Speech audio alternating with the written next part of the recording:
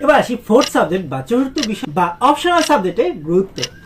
তোমরা জানো জিপিএ কিভাবে নির্ণয় করতে হয়। জিপিএ নির্ণয় করার কৌশল হচ্ছে 9টা বিষয়ে মোট জিপিএটা যোগ করতে হবে। 9টা আলাদা আলাদা বিষয় মোট জিপিএটা যোগ করবা, তারপর চতুর্থ বিষয়ের যে জিপিএটা পেয়েছো সেখান থেকে 2 বিয়োগ করতে হবে।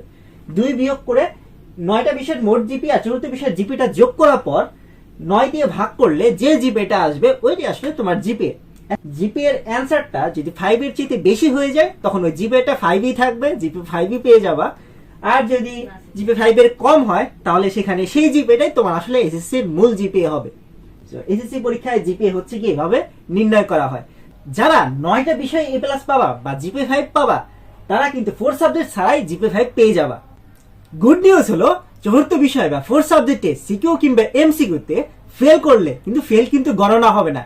কিন্তু যদি তুমি চতুর্থ বিষয়ে 40 থেকে 49 নাম্বারের বেশি পাও সেই নাম্বারটা অথবা সেই গ্রেডটা কিন্তু তোমার এসএসসি পরীক্ষার জিপিএ নির্ণয় করার ক্ষেত্রে অ্যাড হবে। বুঝতে পারছো, চতুর্থ বিষয়ের জিপিএ যে জিপিএটা পাবা সেখান থেকে 2 বিয়োগ করলে যে জিপিএটা থাকবে ওইটা 9টা সাবজেক্টের মোট জিপিএর সাথে যোগ হবে, যোগ দিয়ে ভাগ করতে হবে টোটাল 9 দিয়ে। তাহলে দেখো যারা চতুর্থ বিষয়ে জিপিএ 5 পাবা তাদের ক্ষেত্রে তোমাদের মোট সাবজেক্টের ক্ষেত্রে 3 যোগ হবে এখানে। যারা কিনা চতুর্থ বিষয় এ গ্রেড পাবা তাদের ক্ষেত্রে 2 যোগ হবে এখানে। যারা কিনা 3.5 বা এ মাইনাস পাবা 4 সাবজেক্টে তাদের ক্ষেত্রে 1.5 অ্যাড হবে। এই যারা বি গ্রেড পাবা অর্থাৎ 3 পাবা, 3 পেলে সেখান থেকে তোমাদের 1 যোগ হবে।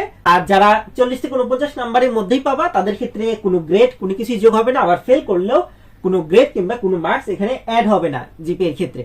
তাহলে 9টা বিষয়ের মোট জিপিএ চতুর্থ বিষয়ে যে জিপিএটা পাবা সেখান থেকে 2 বিয়োগ করে যেটা থাকবে ওইটা যোগ করতে হবে 9টা বিষয়ের মোট জিপিএ এর সাথে, ভাগ দিতে হবে 9 দিয়ে। আসলে চতুর্থ বিষয়টা ইম্পর্টেন্ট কাদের জন্য? যাদের কিনা 3টা বিষয়ে এ গ্রেড পেয়েছো কিংবা 2টা বিষয়ে এ মাইনাস পেয়েছো তাদের ক্ষেত্রে এ প্লাস পাওয়ার জন্য, জিপিএ 5 পাওয়ার জন্য এই 3 পয়েন্ট সেখানে কিন্তু অ্যাড হবে বা 3টা পয়েন্ট অ্যাড হলে দেখা যায় সব মিলে টোটাল জিপিএ 5 আসতেছে, অর্থাৎ 45 আসতেছে। 45 কে 9 দিয়ে ভাগ করলে তুমি বুঝতে পারতেছো জিপিএ 5 চলে আসবে। তাহলে 4 সাবজেক্ট গুরুত্বপূর্ণ হচ্ছে এ প্লাস পাওয়ার জন্য অথবা তোমার রেজাল্টের গ্রেড আরো ভালো হওয়ার জন্য।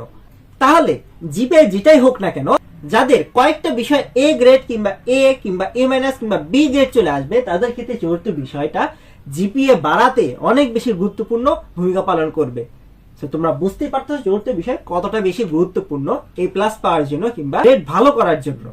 তো যাদের ক্ষেত্রে চতুর্থ বিষয় 5 কিংবা জিপিএ 5 বা এ প্লাস থাকবে তারা কিন্তু অনেক বেশি এগিয়ে যাওয়া জিপিএ বাড়ানোর ক্ষেত্রে।